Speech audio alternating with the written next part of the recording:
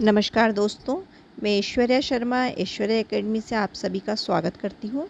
आज जो breaking news मैं आपके समक्ष लेकर उपस्थित हुई हूँ वह भोपाल एमपीटेट एग्ज़ाम से संबंधित है, वर्ग 3 एग्ज़ाम से संबंधित है। तो पेपर लीक खुलासा और 150 प्रश्न की पुष्टि। तो इन वीडियो में हम जो पेपर लीक हुआ है उससे संबंधित विभिन्न बातों के बारे में जानकारी प्राप्त करेंगे और जो 150 प्रश्नों की पुष्टि हुई है उससे भी संबंधित इस जो चर्चा का विषय है हमारा वह भी इस वीडियो में रहेगा। तो आइए बिना विलंब करे अपना वीडियो आरंभ करते हैं और जानने का प्रयास करते हैं कि एमपीटेट जो वर्ग एग्ज़ाम हुआ था वर्ग 3 का, तो वह पेपर लीक कैसे हुआ और इससे संबंधित जो महत्वपूर्ण बातें हैं उन्हें हम अपने वीडियो में जानते हैं। जैसा कि आप सभी स्क्रीन पर देख रहे हैं कि 10 लाख कैंडिडेट का सवाल है ये, हमारा क्या कसूर है। विद्यार्थी पूछ रहे हैं कि हमारी क्या गलती है, हमने जो ये एग्ज़ाम दिया है पात्रता परीक्षा अपात्र तरीका, तो हमने तो सही ढंग से एग्ज़ाम दिया था लेकिन एग्ज़ाम सही तरीके से नहीं लिया गया और अगर हम इसमें पास हैं और अच्छे स्कोर करके हमने एक अच्छी रैंक हासिल की है और अगर इस एग्ज़ाम को निरस्त भी कर दिया जाता है तो इसमें उन विद्यार्थियों की क्या गलती है। तो इस खबर में से संबंधित जो विषय है हम उस पर चर्चा करेंगे। तो प्रोफेशनल एग्जामिनेशन बोर्ड व्यापम की शिक्षक भर्ती वर्ग 3 यानी एमपीटेट परीक्षा में बड़ी धांधली हुई है। वायरल हुए एक स्क्रीनशॉट की जांच कर रही संस्था मेप आईआईटी ने अपनी प्रारंभिक रिपोर्ट प्रोफेशनल एग्जामिनेशन बोर्ड को सौंप दी है। जांच रिपोर्ट में रोल नंबर 23165920 के जिस विद्यार्थी का पर्चा वायरल बताया गया है वह सोचे समझे और संगठित तरीके से सेंधमारी थी। जिस सिस्टम का यह स्क्रीनशॉट है वह परीक्षा दे रहे स्टूडेंट का सिस्टम है, सीधे नहीं लिया गया था। नियम विरुद्ध तरीके से एक अतिरिक्त कंप्यूटर को सेंटर के पे लिया गया था, सेंटर के सर्वर से इंटरनेट लेन के जरिए जोड़ा गया था। मतलब कि उसको सीधे एग्ज़ाम नहीं हुआ था बल्कि उसको एक इंटरनेट लेन के जरिए जोड़ा गया था। इससे एग्ज़ाम दे रहे स्टूडेंट का सिस्टम रिमोट एक्सेस पर आ गया। फिर इसी अनधिकृत सिस्टम जिसमें इंटरनेट सुविधा थी को कैंपस के बाहर किसी तीसरे व्यक्ति मतलब तीसरे कंप्यूटर पर एनी डेस्क के जरिए ऑनलाइन शेयर कर दिया गया था। ऐसे में बाहर बैठा तीसरा शख्स बगैर केंद्र पर आए ही इस पर्चे को ऑनलाइन जो पेपर था वो ऑनलाइन हल करता रहा। मतलब जो बाहर व्यक्ति बैठा था वो इस पर्चे को हल कर रहा था और जो अंदर व्यक्ति बैठा था वह केवल दिखावा कर रहा था पेपर देने का, बल्कि वह पेपर दे नहीं रहा था बल्कि पेपर बाहर से ही हो रहा था। उसी बाहर वाले सिस्टम का ये स्क्रीनशॉट था जिसमें टूल बार दिखाई दे रहा था। रिपोर्ट के अनुसार परीक्षा केंद्र पर स्टूडेंट को मिलने वाले कंप्यूटर सिस्टम स्क्रीन में इंटरनेट नहीं रहता है लेकिन वह एक सेंट्रल सर्वर से जुड़ा होता है। इसी सेंट्रल सर्वर से एक अतिरिक्त कंप्यूटर को पहले जोड़ा गया। यह स्टूडेंट को आवंटित सिस्टम में शामिल नहीं है, बावजूद उसे सर्वर से जोड़ा गया था। ये इस तरह से आप देख सकते हैं, जैसा कि ये लक्ष्मण सिंह जी ने बताया था। 33 फ़ोटो जो भेजी थी, जो फ़ोटोएँ बाहर निकल कर आई थी, ये इस तरह से फ़ोटोएँ आई थी। इससे पता चलता है कि यह कंप्यूटर एग्ज़ाम का कंप्यूटर नहीं था बल्कि ये कोई बाहर वाले विद्यार्थी का कंप्यूटर एग्ज़ाम था जो कि बाहर से पेपर दे रहा था।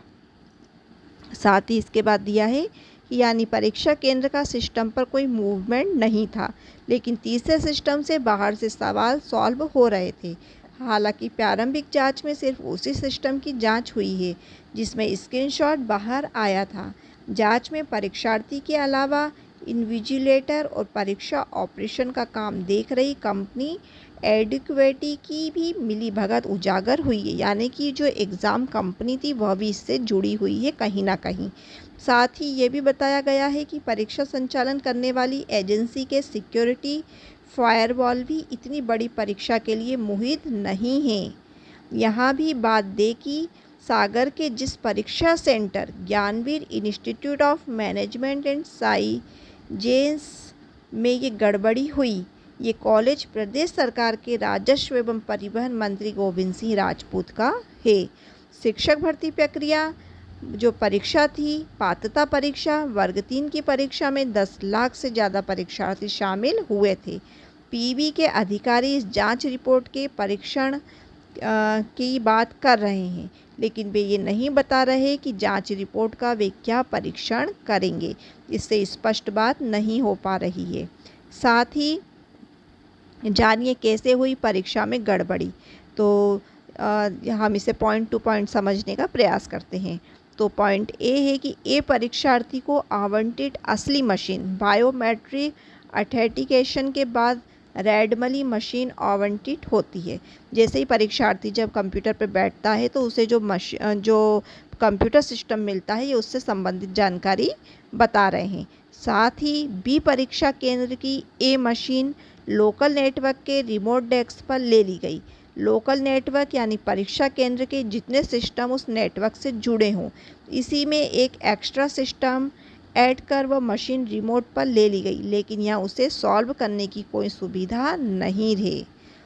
फिर इसके बाद क्या हुआ, फिर बी system remote desktop application AnyDesk के माध्यम से तीसरे हाथों में पहुंच गया। यहीं पर ए परीक्षार्थी को आवंटित सिस्टम पर प्रश्न पत्र सॉल्व होता रहा। मतलब जो बाहर बैठा विद्यार्थी प्रश्न पत्र को सॉल्व कर रहा था और अंदर पेपर सॉल्व हो रहा था। कैसे पकड़ में आई गड़बड़ी, इसे भी हम समझने की कोशिश करते हैं। जिस वायरल पर्चे को स्क्रीनशॉट बताया जा रहा था वो एग्ज़ाम सेंटर के बाहर का है, लेकिन उसमें दिख रहे सवाल वही है जो एग्ज़ाम सेंटर के सिस्टम पर थे। साइबर एक्सपर्ट का कहना है कि वायरल पर्चे के ऊपरी हिस्से में दिख रहे टॉप बार में ही ये सच छिपा है। गौर से देखने पर पता चलता है कि स्क्रीनशॉट एग्ज़ाम सेंटर की मशीन का नहीं है, ये बाहर की मशीन का है, जिसमें एनीडेस्क जैसे किसी एप्लीकेशन का बार और नीचे विंडो टास्क बार भी डिस्प्ले हो रहा है। यदि एग्ज़ाम सेंटर की मशीन का होता तो पेपर के अलावा उसमें कुछ नहीं दिखता। तो ये भी एक महत्वपूर्ण न्यूज़ थी। इसके अलावा देखें कि जो कि इसमें किस किस की भूमिका उजागर हुई है। तो इसमें अपन भूमिका को जानने का कोशिश करेंगे। तो सबसे पहले जिसकी भूमिका उजागर हुई है वो परीक्षार्थी है और उसका रोल नंबर है 23165920। परीक्षा पास होने के लिए गलत तरीका अपनाया गया। तो इस जो रोल नंबर का जो विद्यार्थी है उसने जो ये परीक्षा में पास होने के लिए गलत तरीका अपनाया गया। तो सबसे पहले तो इस विद्यार्थी की को पकड़ना चाहिए और उससे पूछताछ करनी चाहिए। फिर उसके बाद जो सेकंड है, इनविजिलेटर 25 मार्च को परीक्षा के दिन इनविजिलेटर ने सिस्टम को रिमोट एक्सेस देने में मदद की। तीसरा था परीक्षा एजेंसी एडुकेविटी सिस्टम इतना फुल प्रूफ नहीं कि इसमें सेधमारी ना हो पाए। एप्लीकेशन के सिक्योरिटी फायरवॉल का एक्सेस एग्ज़ाम सेंटर को भी मिला हुआ था। जांच के बाद ये पता चलेगा कि इसमें और किन किन लोगों की भूमिका थी। इसी आधार पर इनके खिलाफ एफआईआर होगी। प्रोफेशनल एग्जामिनेशन बोर्ड के चेयरमैन मलय श्रीवास्तव का कहना है कि जांच रिपोर्ट का परीक्षण चल रहा है। एफआईआर के सवाल पर उन्होंने नाराज होते हुए कहा कि एक बार परीक्षण हो जाए इसके बाद ही आगे की कार्रवाई तय होगी। तो इससे संबंधित साथ ही उन्होंने परीक्षा पर सवाल भी खड़े हुए हैं कि परीक्षा पर जो सवाल हुए हैं कि जो गड़बड़ी हुई है। तो जांच रिपोर्ट के बाद अब भर्ती परीक्षा पूरी तरह सवालों में घिर गई है। पहले पीईबी अधिकारियों ने कहा था कि प्राथमिक शिक्षक पात्रता परीक्षा के पर्चे का स्क्रीनशॉट अगर ड्यूरिंग एग्ज़ाम का निकलता है तो परीक्षा के संबंध में भी कार्रवाई होगी। हालांकि अब अधिकारी इस रिपोर्ट का परीक्षण कराने की बात कर रहे हैं। ग्वालियर के छात्र को ट्रेन में मिला था लीक पर्चा। ग्वालियर के एक छात्र मदन मोहन दोहरे जी ने 25 मार्च को भोपाल के रायसेन रोड स्थित एक स्कूल में एमपीटेट की परीक्षा देने गए थे। जब वह लौट रहे थे तो उसे धौलपुर का एक एजेंट मिला। उसने मोबाइल में पूरा पेपर दिखा दिया। 100% पेपर मैच कर रहा था। दोहरे ने उनके मोबाइल से उस पर्चे का फ़ोटो खींचा था। फिर यह वायरल हुआ। उसके बाद पीवी ने इस पूरे मामले को दबाने की कोशिश की। बात बढ़ी तो मैप आईईटी को जांच दे दी गई।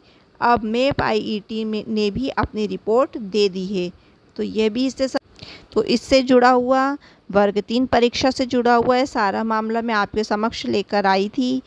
और आपने काफ़ी कुछ इसे वीडियो को देखकर समझने की कोशिश भी की होगी, जानने का प्रयास किया होगा कि किस तरह से धांधली हुई है, किस तरह से पेपर सॉल्व हुआ है। और अगर हो सकता है कि कोर्ट एग्ज़ाम को निरस्त भी कर दे, क्योंकि सारे सबूत इस ओर अंकित कर रहे हैं कि पेपर पूरी तरह से गलत तरीके से लिया गया है।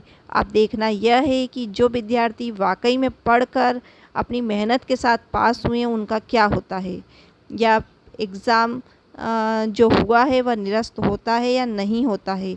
हाई कोर्ट को बीच का रास्ता निकालना चाहिए, ताकि विद्यार्थी, जो योग्य विद्यार्थी हैं, जो नियुक्ति पा सकते हैं, उन्हें एक अच्छी नियुक्ति भी मिल जाए और एक बीच का रास्ता निकल जाए, और जो भी इसमें अपराधी सिद्ध होते हैं उन सभी को कड़ी से कड़ी सज़ा मिले। साथ ही मैं यही कहूँगी कि अगर आपको मेरा वीडियो अच्छा लगा हो तो लाइक और सब्सक्राइब अवश्य करें, क्योंकि अगर आप लाइक और सब्सक्राइब करेंगे तभी आप मेरे अगले वीडियो देख पाएंगे। इससे संबंधित आगे भी आप वीडियो देखना चाहते हैं तो प्लीज़ सब्सक्राइब अवश्य कीजिएगा। धन्यवाद।